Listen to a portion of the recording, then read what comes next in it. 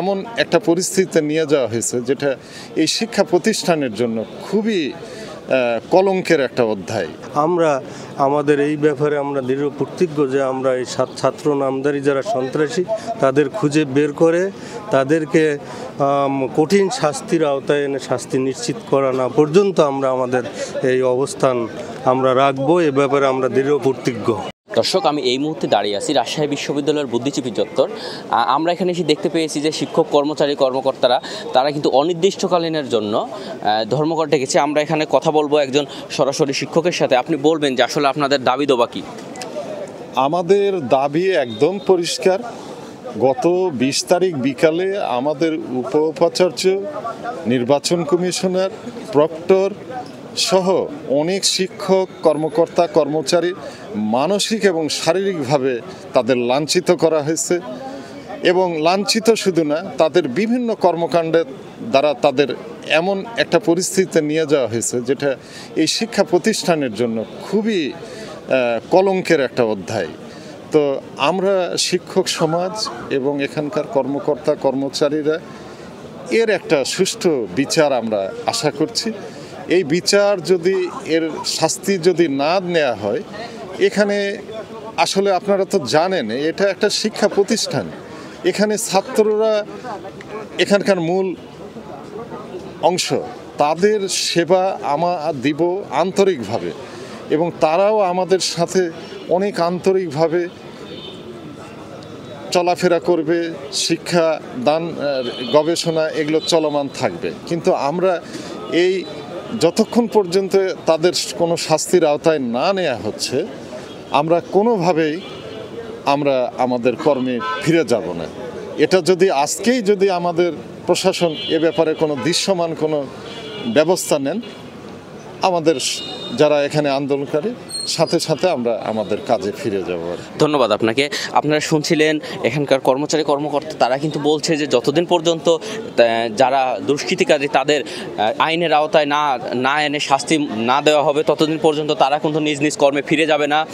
আমরা দেখতে পেয়েছি যে সকাল থেকে শুরু করে শহীদ বুদ্ধিজীবী চত্বরে এখানে যারা চেয়ার নিয়ে এসে বসে পড়েছে এবং তারা দাবি করছে যে যতক্ষণ পর্যন্ত তাদের শাস্তি নিশ্চিত না করা হবে তারা নিজ নিজ কর্মে ফিরে যাবে না।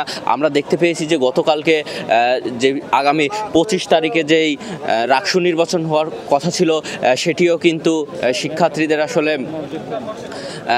চাপের মুখে সেটি কিন্তু বন্ধ হয়ে গেছে। এই যে পোষ্য কোটা বাতিলের দাবিতে শিক্ষার্থীরা আন্দোলন করছে, আর সেই আন্দোলনের কারণেই কিন্তু আমরা দেখতে পেয়েছি যে ছাত্র ও শিক্ষকদের মধ্যে বিগত দিনের হাতাহাতির ঘটনা ঘটেছে, আর সেই শিক্ষককে লাঞ্ছিত করার ঘটনাই কিন্তু তারা আজকে এই কর্মসূচি রেখেছে। আপনি বলবেন যে আসলে আপনারা কতক্ষণ পর্যন্ত আপনাদের এই কর্মসূচি চালিয়ে যাবেন? আপনারা জানেন যে গত 20 তারিখে বিশ্ববিদ্যালয়ের ইতিহাসে যে ন্যাক্কারজনক ঘটনা ঘটেছে, শিক্ষক এবং কর্মকর্তাদের শারীরিকভাবে লাঞ্ছিত করা হয়েছে। যারা এই লাঞ্ছিতকারী ছাত্র নামের সন্ত্রাসী, তাদের বিচার নিশ্চিত না হওয়া পর্যন্ত আমাদের কর্মসূচি অব্যাহত থাকবে।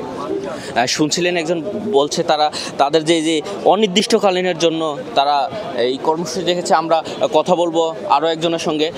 আপনি বলবেন যে আসলে আপনারা কতক্ষণ পর্যন্ত আপনাদের এই কর্মসূচি পালন করবেন?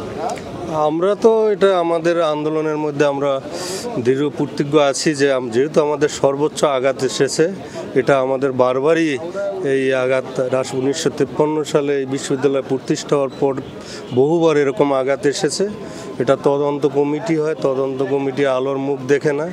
তো আমরা এই ছাত্র নামধারী যে সন্ত্রাসী, আজকের যে আমাদের এই নিরাপদ আবাসস্থল জুবিলি ভবন পর্যন্ত, সেখানে নারী শিশু সহ সবাই অবস্থান করে, সেখানে এরকম ছাত্ররা যেভাবে সন্ত্রাসী আমরা চালিয়েছে, আমরা খুবই শঙ্কিত, আমরা উদ্বিগ্ন, সারা দেশবাসী উদ্বিগ্ন, সারা বিশ্ব এ ব্যাপারে নাড়া দিয়েছে যে এটা কোন ধরনের। আমাদের এই বিশ্ববিদ্যালয়কে বারবারই এই বাংলাদেশের দ্বিতীয় উত্তরবঙ্গের শ্রেষ্ঠ বিদ্যাপীঠকে আমাদের মান মর্যাদা এভাবে ক্ষুণ্ণ করা হয়েছে, বিশ্ববিদ্যালয়ের শিক্ষকদের মান মর্যাদা ক্ষুণ্ণ করা হয়েছে। আমরা আমাদের এই ব্যাপারে আমরা দৃঢ় প্রতিজ্ঞ যে আমরা এই ছাত্র নামধারী যারা সন্ত্রাসী তাদের খুঁজে বের করে তাদেরকে কঠিন শাস্তির আওতায় এনে শাস্তি নিশ্চিত করা না পর্যন্ত আমরা আমাদের এই অবস্থান আমরা রাখবো। এ ব্যাপারে আমরা দৃঢ় প্রতিজ্ঞ। ধন্যবাদ আপনাকে। আপনারা শুনছিলেন শিক্ষক কর্মচারী কর্মকর্তা তারা কিন্তু বলছে যে যতক্ষণ পর্যন্ত তাদের শাস্তির আওতায় না আনা হবে তারা কিন্তু নিজ নিজ কর্মে ফিরে যাবে না এবং তারা অনির্দিষ্টকালীনের জন্য এই কর্মসূচিটি পালন করছে। এই ছিল রাজশাহী বিশ্ববিদ্যালয় থেকে সর্বশেষ।